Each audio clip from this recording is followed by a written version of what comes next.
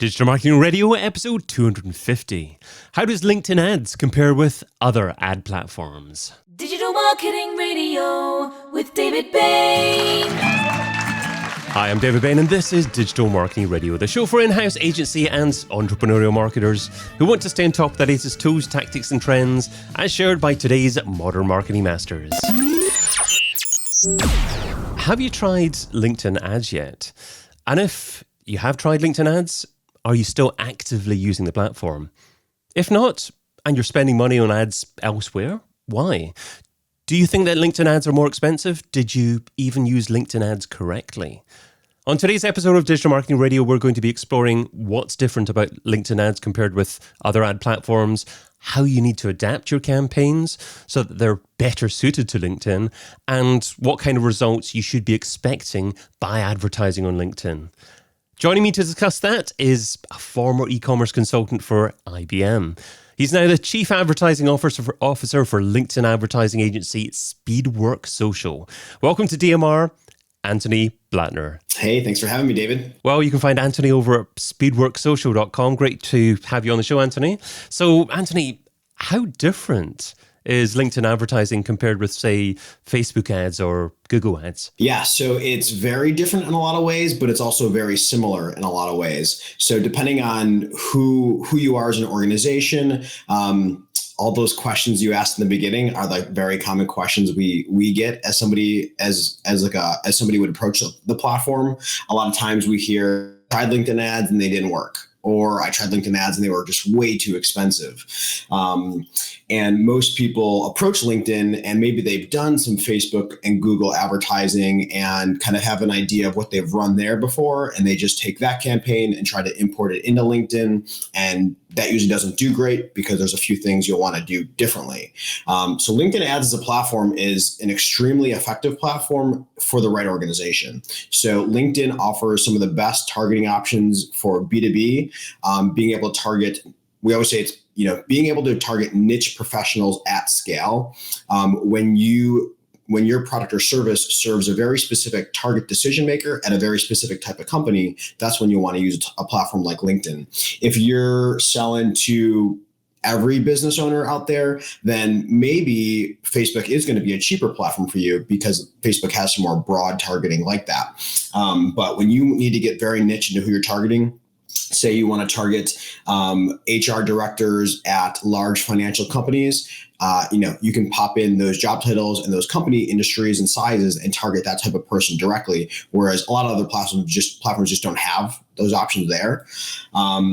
So as people approach the platform, there are a lot of differences as you get into it. We do see very often somebody will kind of like say who they have had their audience on Facebook and then kind of use that and try to create a campaign on LinkedIn. And there's a few differences there. Whereas on Facebook, kind of how these different platforms work, Facebook relies a lot on its algorithm to go optimize for conversions for you. So Facebook best practices is give it a big audience, let the algorithm go find the best person who's most likely to convert based on the targeting that you set initially.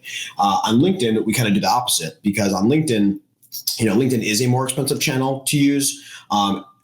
Just on a pure CPC basis that you're going to pay. So because LinkedIn's more expensive and because we have very specific targeting options available there, we want to be as specific as possible as to who we're targeting and kind of reduce the chance of any not good clicks. Because when you're paying $8 to $12 or more per click, you want to eliminate as many of those as possible. So on Facebook, you usually give it a giant audience and let the algorithm do the work for you. On LinkedIn, we're very specific on who we want to target. Because we don't want to eliminate the chance of any unintentional clicks. So what would you say is the biggest mistake that people actually make in LinkedIn ads? I'd say it starts with the audience that they target. So I would say it is that where a lot of times when I'm reviewing an account when I'm reviewing an account, usually you get in there and they've typed in, tons of industries and tons of job titles. And they're like, okay, we serve all these customers and here's everyone we can serve. And then your audience is into the millions and, before you know it, you might be looking at the leads coming in or even just the the report that's coming back to you saying who were these ads actually in front of. And you can look at that and be like, I think a lot of these people aren't actually good fits. So you're spending a lot of money on a lot of clicks of people who are not actually a good fit for you. So be as specific as possible on LinkedIn on who you want to target.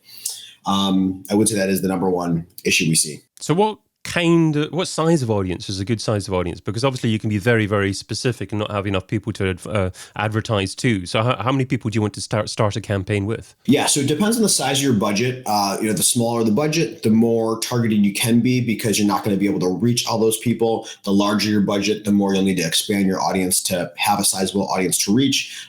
For a general rule of thumb is as you're creating maybe your campaigns and split testing your audiences, you want each one to be generally between 30 to 80,000. We find is a nice sweet spot.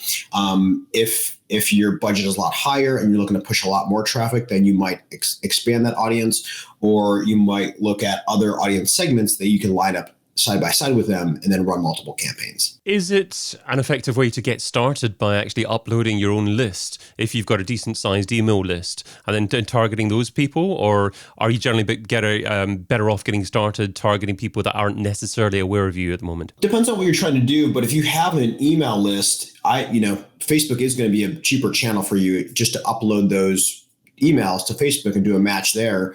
Where LinkedIn shines is having that cold targeting options where, you don't have someone's email, but, you want to target a specific industry. LinkedIn lets you do that. Email match is available on Facebook and that, they are cheaper per impression. So if you just have a list and you want to target them, I'd probably say start with Facebook. That is not to say if that audience doesn't tend to be, maybe it's an older audience or maybe it's an executive audience where they aren't likely to use Facebook, then you can, then you would do well to upload that to LinkedIn and then target them while they're on LinkedIn. Okay, great. So LinkedIn's good for cold outreach. Maybe you should expect to pay for what $8 a click, something like that. In the US, we see for a mid-level manager, somebody in the US, mid-level manager, it's usually going to be about $8 to $12 per click. The higher up in the chain you go, if you want to target like CEOs, those clicks are a little bit more expensive. And then as you go international, we do say clicks are cheaper internationally. Got you. Okay. And how do you get best value for your money? So what is best practice in terms of ad copy and call to action? So to get the best bang for your buck on LinkedIn, we usually see that LinkedIn fits the best as in the top of funnel for a business. Where, like we said, LinkedIn has those targeting options that just aren't available on a lot of platforms. So when you want to target a specific decision maker at a specific type of company, the only way you can fill your funnel with those people is by targeting them on LinkedIn and bringing them into your funnel there. Because LinkedIn is a more expensive channel, you use LinkedIn for top of funnel, acquire that traffic, get them to your site, capture the lead. And then once they're a lead or at least been pixeled, then you can retarget them on other cheaper platforms. The easiest way to follow up with people is via email once they submit a lead form or something, or download something. And then once they're a lead, you can also have your sales team call them. You can retarget them on Facebook and Google. So it kind of fits in the ecosystem there. But where we see LinkedIn have the biggest bang for the buck is using it for top of funnel lead generation and then having your sales and marketing funnel built out afterwards. Got you. Okay. So does that mean that to use them to be able to retarget people using another platform, then you have to drive people to your website to begin with, and that maybe LinkedIn leads directly just from their website doesn't actually work for that? Do you actually have to drive people to your website in order to actually be able to retarget people using another platform? To be able to retarget people, you either need to capture their lead through a lead form on LinkedIn, or you need to send them to your website to be able to pixel them. Okay, I'm just wondering if it's possible to pixel them to Facebook and to the Google Ads platform if they don't visit your website, if all they do is they fill in a lead form on LinkedIn. Not through pixeling. You'd have to have an email address mapped over and automated into one of those other platforms. Understood. Okay, brilliant. Thank you. So what about ads type then? Do you find that video ads tend to be more effective? Is there a lot of images that have to go in ads, or what copy works best on LinkedIn? Yeah, so as far as copy goes, we usually recommend being short and to the point. The way that most people use LinkedIn is to get on there to do a specific task. Maybe they're looking up somebody they're about to have a meeting with. Maybe they're updating their profile or making a post. But we don't see, as a platform goes, people don't use LinkedIn as leisurely as they do as like Facebook. Whereas on Facebook, you're scrolling around, you're watching videos. It's okay to, you're likely to sit around and watch a video and maybe read a long post. But on LinkedIn, usually hopping on to do something specific and then get off the platform. So for that reason, we see that short and direct copy works best. Convey a short point, tell somebody why they should download something or click through, and then let them take that action and go on with their day. As far as ad units, LinkedIn has several different ad unit types that they have, similar to how Facebook has many ad units. Most people start with sponsored content in the newsfeed. That's LinkedIn's highest quality ad unit. You can fit the most information in there. They also have sponsored in-mail, which are great for one-on-one type of invites to people. We see actually recruiting campaigns do very well by messaging people one-on-one.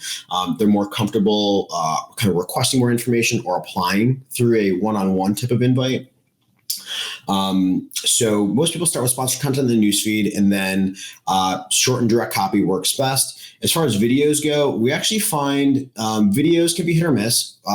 Most of the time, we start people with image ads because on LinkedIn, when you're paying for every click, videos have a tendency or chance to be almost too flashy, and somebody will often click before they've seen the whole video and really know what it is that your video is conveying. So you want to reduce the chance of those clicks, or when somebody clicks and they haven't watched the whole video, they don't really know what you're promoting or who you're talking to. So some of those clicks might be unintentional or untargeted. So video can be hit or miss. You can convey a lot more information in a video than you can an image. So they can work for complex products, or they can work for like retargeting ads or brand awareness ads. But for direct response conversion type of ads, we actually see image ads work better because somebody can just view it, understand, immediately digest that image, and then take that action from there. Videos inherently have two call to actions, where one is watch this video and then two is click. So sometimes people will just watch it and keep scrolling, or sometimes people will just click without watching. So there's kind of a mismatch there. So usually we recommend start with image ads. Once you've had that refined, what copy and what audience is performing best, then try rolling out video ads to that audience. Okay, brilliant advice. And you mentioned sponsored content as one of the first ad types there. I also saw LinkedIn promoting sponsored content quite heavily there as well. So what options are available within sponsored content, and how does that work? Is it a case of publishing a post on your LinkedIn page and then promoting that, or is there some other way that works with that? Yeah, so you can definitely make a post on your company page. Ads always come from a company page, not from a personal profile. So you can make a post on a company page, and then you can boost that post, just like how Facebook has a boosted post option. LinkedIn has their own sponsored, just like a little sponsored content button that you can hit and boost it easily. And then you can also just grab that post ID and put it into a LinkedIn ad campaign from your company page. So that's one thing you can do. Most campaigns that we build out, boosting posts is nice and easy for when you just want to get your post in front of more people, maybe promote an announcement or news that your company has. But for most ad campaigns that you'll create, we recommend designing your ads and creating them in the ads manager. So as far as sponsored content goes, there's a few different options you have there. Most people start with image ads. You also have those video ads, and then there's carousel ad options there, where you could have different slides where somebody might scroll through to click on different things. And you can have those slides go to different links. So if you maybe are promoting several different services, or maybe, for example, there was one that was like an event that they were promoting and they had several different speakers. So we used different speaker headshots there because people would scroll through them and there'd be a certain speaker that grabbed their attention the most, and they would click on that one and go to the website. So those do well. And then also for the sponsored content ones, you can also attach a lead form to those if you want to. And lead forms we do find are pretty effective for just maximizing your conversion rate if you're just purely trying to capture a lead.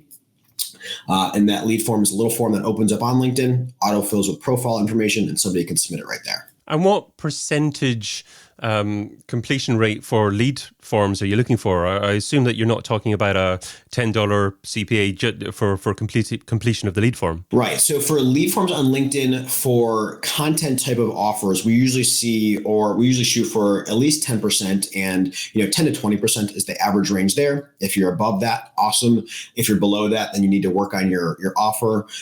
If it's like a free demo or free consultation offer, those tend to be lower, and those might be about 3 to 5%. content. So your best cost per lead is going to come from having a content offer. We call it a lead magnet that you're promoting in your campaign. So for content offers, we recommend, shoot for 10 to 20% or more. For free demo, free consultation offers, those have a lower conversion rate. You might be between 3 to 5%. Okay. And sorry, by 10% conversion rate, and in terms of costs, do you mean that it would be effectively 10 times more than an average $10 per click through? So you're talking about $100 roughly per lead? Yeah, we see most campaigns will start between $50 to $100 per lead is a common range where most will start.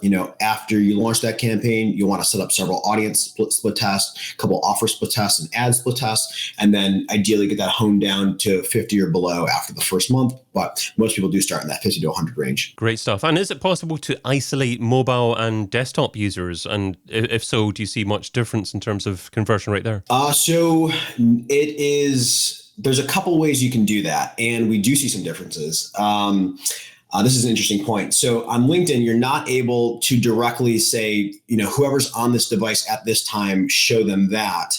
They do have an option for mobile preference or desktop preference. And that's just LinkedIn saying this user uses a desktop device more often than a mobile device, or they use a mobile device more often than a desktop device. They do also have like operating system that you're using. So if you're selling specific software for an operating system, that could be useful. So they have that in the targeting. And then as far as other things you can do, there's a couple ad units on LinkedIn that are desktop only. Those are going to be the text ads and the dynamic ads. These are relatively small ad units that show up in the very top of your newsfeed or on the right-hand column. They're kind of small. They don't get a ton of clicks, but if you, for some reason, want to only target desktop users, you would use one of those ad units. As far as targeting mobile only, if your ad creative, if your video or your image is taller than a square image or video, then it will only show on mobile. So this is something that I guess not a lot of people are aware of, but on LinkedIn, if their standard size used to be like this banner size, and now you can put any size in there pretty much, and it'll use that size in your ad, but it'll show it on both platforms if it's banner to square size, and being mobile and desktop. And then if it's taller than square, then it'll only show it on mobile. So that is one thing to be careful of, is if you have a tall image or a tall video, that's only going to be showed on mobile. And where that impacts your campaign, we've seen a couple campaigns that have a very low mobile conversion rate for whatever reason. Maybe it's a website that takes longer to load on a mobile device, or it's asking for more information that, it's just harder to type on a mobile device. I think, in a lot of our campaigns, we do see desktop does tend to convert higher just for those reasons. But it is also important to be aware that most of LinkedIn's traffic is mobile. So if you do limit it to desktop only, you're going to really cut down your audience. There's kind of a lot of considerations in there that I just mentioned, but we do usually see desktop as a higher conversion rate, but be aware most of LinkedIn traffic is mobile. You can use the different ad units to be desktop only, or you can use this creative size to be mobile only. So are you saying that the ideal image size or video size is actually a square? Yes, that's what we find, because that's going to take up the most screen real estate, and then while still showing on both devices. Yeah, I like that as well, because I think a vertical rectangle tends to mean that the user doesn't actually see the text at the bottom or the top of the piece of creative, which obviously means that they don't see the context there as well. So I like that size for mobile social media. And I was doing a little bit of research into YouTube stories, which is a completely different platform, obviously, but to be considered to have your video feature on YouTube stories, you've actually got to make sure that your video is either square or vertical. So square does qualify to see in YouTube stories. So it appears that square appears to be the optimum format in most scenarios for social media. So that's good to hear that you're concurring with that particular theory of mine. Yeah, absolutely. Good stuff. Okay, well, let's segue to part 2 of our discussion. So it's now time for Anthony's thoughts on the state of digital marketing today. So starting off with secret software. So Anthony, share a lesser known MarTech tool that's bringing you a lot of value at the moment and why that tool is important for you. lesser known, but I've seen a lot of people using it recently or getting on the platform recently, is a tool called Go High Level. It is a marketing platform. It's almost like a HubSpot meant for marketing agencies or for marketers in general, where it has a lot of different marketing options in the platform. Email. We do a lot of email follow-ups that we'll put in there, and then we can build funnels and landing pages in there. So it kind of replaces the need for a ClickFunnels. It replaces the need for a MailChimp tool, and then it does have lots of other options in there. There's lots of companies that do review management, or they'll do other types of social media marketing or SMS marketing. It has those options, but we primarily use it for funnels and landing pages and emails. And just the rate that they've been releasing new features has been amazing to kind of watch. I think it's a really great platform, and for the value, you can have unlimited sub accounts for your clients. So for an agency, it makes a lot of sense. Great. Okay. Well, I don't believe I've heard of that one before. It's just gohighlevel.com appears to be the website address. So very easy to find there as well. So moving on from something that you currently use to something that you're going to use. So that is next on the list. So what's one marketing activity or tool that you haven't tried yet, but you want to test soon? It's funny to say, but I have not created my own LinkedIn event yet. That is going to be something we're planning to release a series of webinars and just talks on best practices for LinkedIn ads. And we're going to use LinkedIn events to promote those. LinkedIn events is a relatively new feature for them within like the last year or so. It's been rolled out on the platform. So you can create an event, you can invite people, you can promote that event, and all done within the LinkedIn platform. So as we get ready to promote and roll out this series of talks, we're going to use LinkedIn events to do so. Yeah, I mean, I've tried it a few months ago, and I got a few people to sign up to attend the event, but I didn't find the show up rate to be great. So I'm not sure if that's my fault or the fact that maybe LinkedIn doesn't do a wonderful job about reminding people or giving people the option of adding events to calendars and things like that to actually attend the event itself. But it's certainly a very quickly evolving area, and something I guess that I shouldn't drop and should perhaps experiment with as well. Yeah, it's interesting to see how the event will get promoted through your network. That's where I've seen it be useful for other campaigns that we've worked on. But it is a new feature for LinkedIn, so I'm sure there's plenty of things that they need to fix up to make it more effective, such as reminders like that. They're doing a lot at the moment. I mean, I hear that LinkedIn audio rooms are going to be launching reasonably soon as well. And have you been on something like Clubhouse in the past? Are you looking forward to audio only on LinkedIn? I have. I've been on Clubhouse a little bit. I feel like every platform is now announced having an audio version of theirs. So it'll be interesting to see, when Clubhouse was the only one, and that's where critical mass was, and like everyone was on there and using it. That's where it had the most value. I've seen how Facebook's planning to work it into like groups where you can create an audio room in your group. I think that's really valuable. I'm sure LinkedIn probably will do something similar to that. But I've seen Twitter's doing them, Spotify's doing them. So I'm sure each platform will do it its own way. And I do see there being value for the case like groups or even events, creating an event and then being able to host your own audio room or just a whole live event, maybe at some point through that. I think that's where it'll be interesting. I think there's definitely value in it. I think that the majority of users' complaints about audio-only rooms at the moment is that first of all, the content's not around forever. Obviously, you have to be there live to consume the content. And secondly, there maybe is quite a bit of rambling that goes on, and it takes people quite a while to get to the point, and people have to be in there for hours to get value from it. I did a little bit of experimenting with Clubhouse, and I ended up broadcasting a few podcast episodes that I recorded live on Clubhouse and getting some people to listen, and then using the hardware that I've got, bringing a couple of people in as part of the episode to discuss their opinion of what had been discussed with the main guest. And that seemed potentially valuable, but it was... I don't know if it's something at this stage until it's native to the platforms that I'm using that I'd run ahead with. But there's interesting developments with audio happening at the moment, certainly. Yeah, I think it's going to be like, kind of how like Facebook Live and LinkedIn Live, the ways that those are valuable to people. I think the audio version only is going to be similar to that because it's kind of like, it kind of makes it like a radio show versus, I totally agree with your point of like a lot of people, you have to show up to be there to get it, but then a lot of that time is wasted by people kind of getting themselves organized or thanking the presenter for having them that day, and then the presenter giving an intro, and then that back and forth just seemed to take a long time in some of the audio rooms that I was in, and I was like, I'm not going to sit through this. Send me the recording afterwards. That's when I feel like a lot of it would become more useful. Another thing I like about it is the fact that I think many more people are willing to join in and to watch live simply because of the fact that they don't have to turn on a camera. Many people are conscious of turning on a camera. So if it makes them more likely to engage and call in, then that's certainly a good thing. Yep, absolutely. Okay, so let's move on to the this or that round. So this is the quick response round. 10 quick questions, just 2 rows here. Try not to think about the answer too much, and you're only allowed to say the word both on one occasion, so use it wisely. Are you ready? Yes, let's do it. TikTok or Twitter? Twitter. Facebook or LinkedIn? LinkedIn, obviously. YouTube or podcast? Podcasts. Traffic or leads? Leads. Paid search or SEO? Paid search.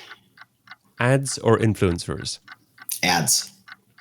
Google ads or Facebook ads? Facebook ads. Email marketing or chat marketing? Email marketing. MarTech stack or all-in-one platform? MarTech stack. And one-to-one or scale? Scale. Too easy. You didn't use your both or anything there. Obviously, LinkedIn was one of the choice there as well. You gave an oo before email marketing or chat marketing. Was that right? Stack, I think. But also, I would put an oo before email or chat because we do a lot of email, but also we find that LinkedIn direct messages are very effective for following up for leads. So I'd say maybe I should have used my both there. Okay. So does that... Are you talking about when you've actually received the lead through LinkedIn, or are you talking about any lead that comes through your website? You try and follow up using a LinkedIn direct message? Yeah, I'd say for any lead, but specifically for LinkedIn leads. As your campaign captures leads, that person's coming off of LinkedIn to submit a lead, whether it's through a lead form or through your website. So that means they have a LinkedIn profile. Going back and looking them up and then sending them a direct message there is a great way to take that lead to the next step.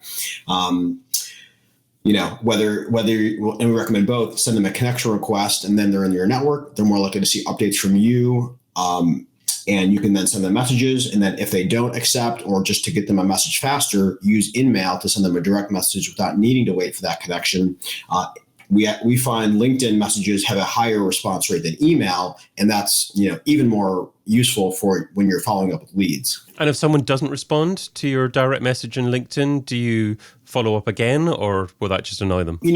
I wouldn't say it's exactly like an email campaign, but maybe it's similar, where you would probably want to drip out some content and mix in call to actions over a period of time, being careful that chat does feel like a little bit more of a pushy channel. So you'd want to be careful as to do that in a tasteful way.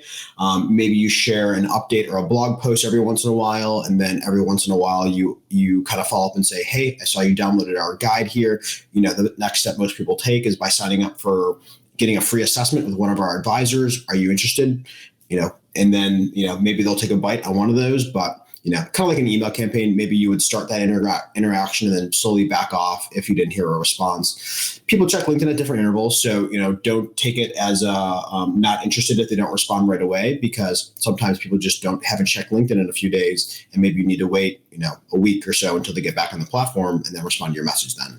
But overall, we see, email deals with deliverability, spam filters, all these other tabs that, Gmail and stuff has, but a LinkedIn direct message, very often also shows up as a ping on somebody's phone as like a notification. So we find LinkedIn messages get a very high response rate. Is there any third-party software that you can use to automate, I guess, the full process of sending a direct message and actually replying to responses? of LinkedIn messaging. I'm thinking like Mobile Monkey or ManyChat or something like that.